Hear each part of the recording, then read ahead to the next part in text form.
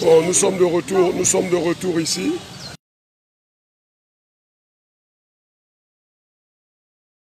Des suffisances rénales, qui n'ont pas accès aux dialyses et qui ont voulu faire un mouvement d'humeur ce matin, mais parce que l'une délégation des malades rencontre actuellement les responsables de l'hôpital, ils ont bien voulu suspendre le mouvement.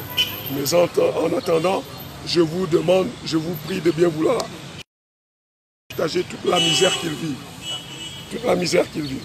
Ici au CHU, vraiment nous souffrons beaucoup parce que quand il faut faire un cathéter comme celui-ci qui est au cou, un enfant va vous demander... Voir le cathéter. Voilà, au niveau du cou. Voilà un cathéter qui coûte 85 000 au niveau du cou, au début. Et alors maintenant, ça ne doit pas faire 3 mois. Parce qu'il y aura une infection. Après ça, on te propose, on t'oblige de faire une fissure au niveau de la main. C'est 250 000. Voilà une fissure de 250 000 à la main.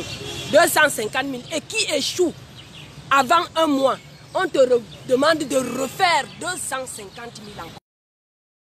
Un autre qui peut t'aider avec 150 000. Et quand ça échoue, on dit que les veines sont petites. L'aiguille ne peut pas. On a donc refait ici, parce qu'il avait déjà une autre, premièrement à une cuisse. Deuxièmement, l'autre cuisse, le deuxième a échoué. Il a failli mourir, ça a failli coûter sa peau. Ça a échoué. Voilà le troisième au cou qui ne doit pas faire un mois. Et je ne sais pas, quatrième, où on va mettre à la main droite, où ça serait au crâne, je ne sais pas. L'argent viendra d'où? Donc ça, c'est déjà un mort ambulant. L'argent viendra d'où? Voilà déjà 4 cathéters déjà sur lui, plus la fissure de 250 000. On demande une seconde, je dis. Voilà les coûts que nous avons ici. Et puis le problème de sang, 17 000 francs une poche de sang, plus 2 donneurs. Si vous n'avez pas, on reste avec votre téléphone, avec votre carte d'identité. Et c'est ainsi chaque mois. Les enfants ont des anémies sévères. Il y a aussi les examens par mois, au moins 80 000. 80 000. Et on va vous à Fokou, allez faire les examens. On demande d'aller faire les examens ailleurs, comme si on ne fait pas les examens ici, aussi. Comme si on ne faisait pas ici. Et le laboratoire là-bas, c'est cher. Un examen, vous partez 30 000, 25 000, 40 000. Papa, nous sommes dépassés. Nos enfants vont tous mourir. Nous voulons que l'État nous aide. Nous voulons et tant que tu ne viens pas avec les examens... Si vous n'avez pas les examens, on ne peut pas vous dialyser. Si vous n'avez pas du sang, on ne vous dialyse pas. Et nous allons donc faire comment? On veut de l'aide. Et je voudrais présenter notre frère. Et voici un frère. Je lui ai dit vendredi qu'il était mieux, mais aujourd'hui ça s'est dégradé. Alors, ça ne va pas. Moi, j'ai fait les examens des mains. Je suis à 6 grammes. Et on m'a pris 4 poches de sang. Et il n'a pas 5 francs. C'est 4 poches de sang. C'est 100 000. Plus les examens, plus la dialyse que tu vas faire, ça va te coûter combien? Je prends l'argent là-haut. Et cet enfant, lui il a 7 grammes. Je n'ai même pas d'argent pour faire ça. Voici l'ordonnance qu'on m'a prescrit. Le médecin vient de me prescrire. Je suis à 6,7 grammes d'hémoglobine. Donc il doit prendre 4 poches de sang. Il prend les 4 poches de sang là-haut. Je n'ai même pas 5 francs. 4 poches de sang avec 8 donneurs. Avec 8 donneurs. Et si vous n'avez pas des donneurs, vous êtes obligé d'acheter au sang à 25 000. Il faut 30 000. Ailleurs, 35 000. À la garnison, 35 000. Une poche de sang à la garnison. À la garnison, 35 000 sans donneur. À la garnison. Nous allons donc faire comment? À l'heure actuelle, tu es dépassé. Alors, mais essaie de donner ton numéro de téléphone si les gens peuvent venir te venir en aide. Mon numéro de téléphone, si vous voulez venir en aide, c'est 655 65 75 17. C'est mon numéro de téléphone. 655 65 75 17. D'accord. Madame, vous donnez votre numéro de téléphone pour l'enfant. Il y a aussi cet enfant qui a des problèmes. Il est aussi à 6 grammes. Il a 3 poches de sang qu'on lui demande. Il a aussi une fissure qui est déjà morte. Ayant déjà eu 4 cathéters. Et là, voilà le dernier cathéter au niveau du cou qu'on demande aussi de changer. Donc mon numéro, vous pouvez m'aider. Mon numéro c'est 675 63 58 49. Reprenez. 675 63 58 49. Merci. Je demande aux hommes de bonne volonté. Je demande aux hommes de bonne volonté de nous venir en aide au CHU. Nous sommes dépassés par les examens, par les poches de sang, par le non-suivi des malades. Je demande aux hommes de bonne volonté de venir m'aider en poche de sang, en remède, en tout. Hein? Mon numéro de téléphone c'est le 699 66 87 10. Reprenez.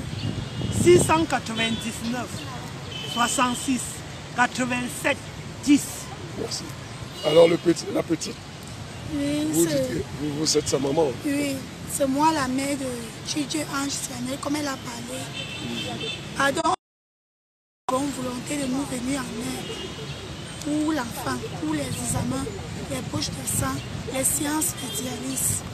Mon numéro c'est le 670, le 673 90 27 02, le 673 90 27 02. Oui, moi c'est Tina Malambéjini. Le père et de mère. Je demande à ma division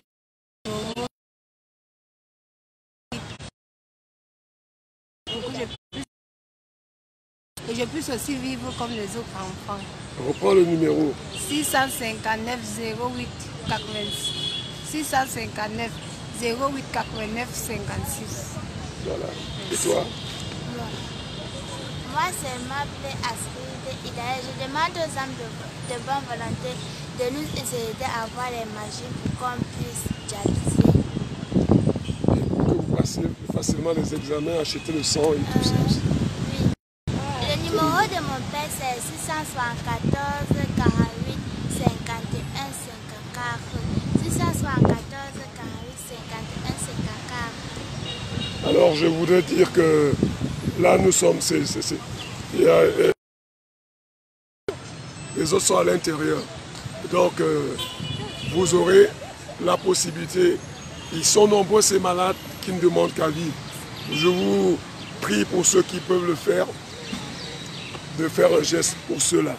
Vous avez vu les différents cas. On a les larmes aux yeux. Hein. C'est avec les larmes aux yeux que j'en parle là. Donc nous voulons vous donner la possibilité de savoir qu'il y a vos compatriotes, vos enfants, vos petites qui sont malades et qui ne parviennent pas à avoir accès aux soins. Que vous puissiez leur venir en aide. Vous avez vu donc, vous avez suivi la réalité de ce qu'on appelle la dialyse. J'en appelle une fois de plus aux autorités camerounaises à faire preuve d'humanisme en dotant nos hôpitaux de beaucoup de machines pour que ces enfants, ces jeunes enfants qui n'ont même pas encore atteint l'adolescence, qu'ils puissent vivre. Ils ont droit à la vie et il en va d'assurer le bien-être des citoyens. Donc, ce qu'on devrait encore le dire. Nous comptons sur vous. Nous sommes bel et bien au CHU. Nous sommes au CHU. Et nous sommes toujours en train d'attendre la sortie de la délégation et surtout la reprise de dialyse. Nous attendons beaucoup plus la reprise de dialyse.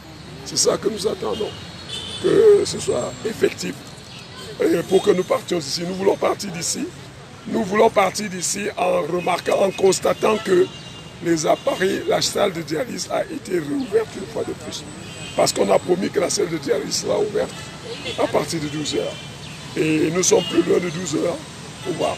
Donc, pour ceux qui viennent de se joindre à nous, nous savons les malades de dialyse qui vous ont fait part de toutes les difficultés auxquelles ils sont confrontés, notamment financières, pour faire face à tout ce que vous avez vu.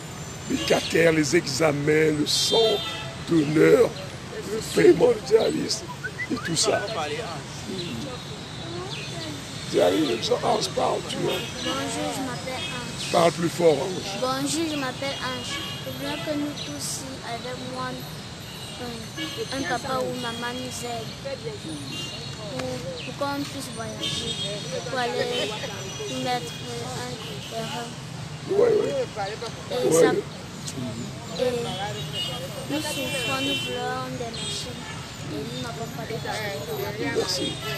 Donc vous avez tous suivi le cri, l'alarme de la petite ange. Et jeunes aussi, pourquoi vous ne pouvez pas? Vous pouvez les aider aussi à voyager, hein, aller à l'étranger. Il y a des associations en Europe que je connais. Vous avez les numéros, vous avez les différents cas. Pour ceux qui voudraient bien, vous pourrez les faire venir en Europe, vous occuper d'eux. Le Seigneur de vous. De 10 à 16 ans. 10 à 16 ans. J'ai donné leur numéro. Voilà. Pour ceux qui voudraient venir vous en venir. Ok, d'accord. Bon, ok. Beaucoup de courage. Hein. Espérons, on va prier pour que les âmes charitables vous viennent en aide. On se voit demain. Si ça vient, tu m'appelles. Tu me dis seulement que... Je te donne mon numéro. Oui, donne ton numéro. 696 932 47 29 32. Voilà. S'il y a des âmes de bonne volonté qui peuvent vous aider. Moi, connaissant nos associations, nous avons des associations à l'étranger qui financent des choses qui peuvent même venir en aide. Mais je voudrais, comme à l'étranger, ils sont soucieux de l'honnêteté et de la transparence. C'est-à-dire quand on envoie l'argent, on vous envoie des trucs, des dons. Non, pas dans tout le monde. Voilà. Non, pas dans. D'accord. Et je voudrais dire que si ceux-là envoient, qu'ils sachent qu'on procédera par vous. Ça ne transitera pas par les autorités de l'hôpital. Voilà. Là-bas, on confisque. Ça serait confisqué. Ils vont nous revendre ça. Voilà. Je prie ceux les personnels soignants qui suivent ceci de ne pas leur en tenir rigueur. Ces gens ont droit à la vie. Qu'ils crient leur mal-être, c'est un droit, c'est même un devoir. Il ne faudrait pas que le personnel médical prenne ça mal. Pour qu'ils sachent qu'ils ont des efforts, ils ont... Il faut maintenant qu'ils vraiment soient... qu'ils assistent ces gens.